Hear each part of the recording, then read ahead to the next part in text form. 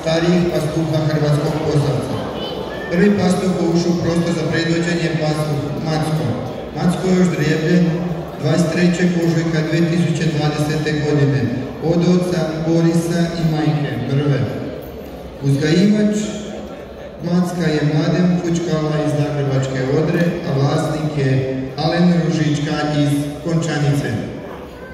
Sljedeće grlo u prostoru za predvođenje je pastuh Glišo. Glišo je ždrijebljen 12. svibnja 2019. godine od oca Zajna i majke Gordane. Uzgajivač Gliše je Miroslav Caren iz Siska, a vlasnik je Slavko Tepavac iz Bročica. Sljedeći pastuh u ovoj kolekciji je pastuh Dilber. Dilber je ždrijebljen 15. svibnja 2020. godine od oca Večara i majke Lise.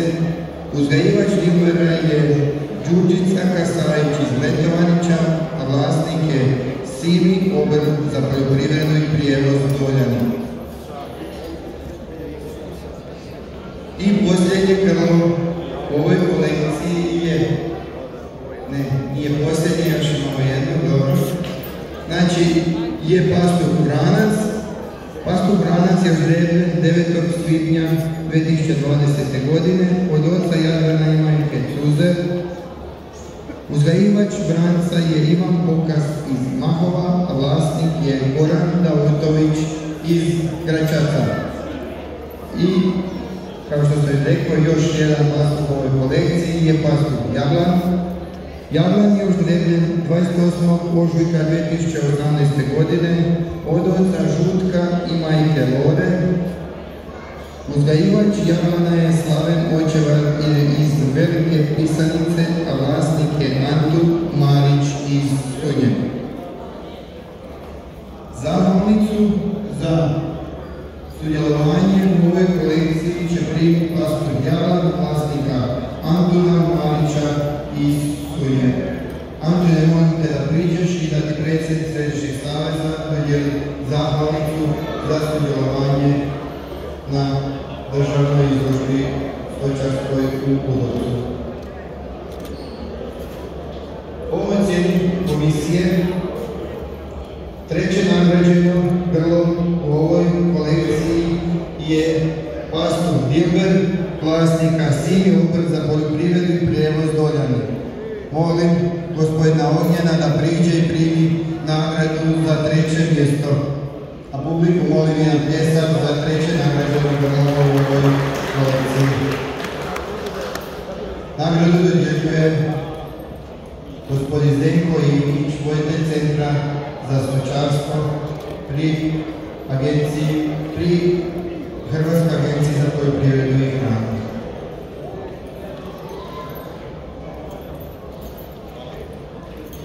Drugo nagrađeno grlo u ovoj kolekciji je pastuh Vranac, vlasnika Gorana Davutovića iz Gračaca. Molim jedan veliki pljesak za Gorana i Vranca. Oni su u ovoj pasmini iz najdaljeg kilometraža došli iz Gračaca. Obitelj koja broji preko 150 grla Hrvatskog Posavca. I evo, jedan veliki trud i jedna velika ljubav i zahvaljujem se na tome, jedna velika čestitka i jedan veliki pljesak. Nagradu je dodijelio predsjednik Središnjeg saveza. I prvo nagrađeno grlo u ovoj kolekciji je pastuh Glišo, vlasnika Slavka Tepavca iz Bročica. Molim Filipa njegovog sina da dođe i primi nagradu za prvo mjesto u kolekciji starijih pastuha Hrvatskog Posavca. Molim jedan veliki pljesak za prvo nagrađeno grlo. Nagradu dodjeljuje predsjednik Središnjeg saveza, gospodin Mio Latino. Sada bi molio predvoditelja da napravi još jedan počasni krug. Molio bi publiku da za ova prva 3 mjesta daju jedan veliki aplauz.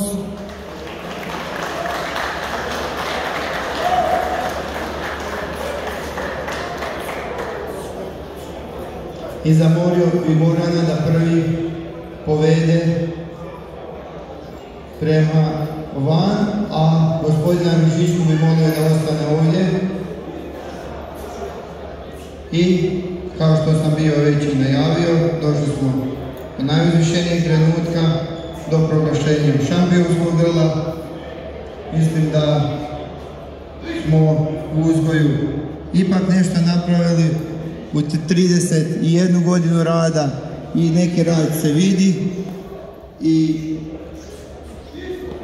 kao što sam i rekao, šampionsko grlo u pasmini Hrvatski Posavac je pastuh Macko, vlasnika Alena Ružičke iz Končanice, jedan veliki pljesak. Ovo je jedno, da kažem, veliko hvala za cijeli trud i muku obitelji, a nagradu će dodijeliti za šampionsko grlo gospodin Zdenko Ivkić, voditelj Centra za stočarstvo pri Hrvatskoj agenciji za poljoprivredu i hranu, a predsjednik Središnjeg saveza Mio Latin će mu pomoći. Ova obitelj Ružička broji 30 grla Hrvatskog Posavca i šampionsko mjesto ove godine ostaje u Bjelovarsko-bilogorskoj županiji, u Končanici. Evo i mama nek se približi sa kćerima. Idi Vesna i ti se poslikaj.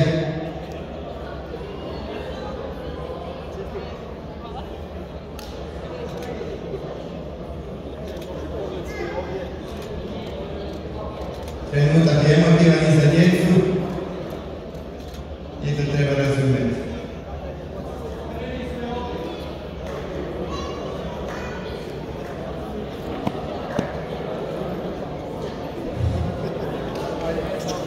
Jedan veliki još aplauz za Macka Jelena, zasluženo.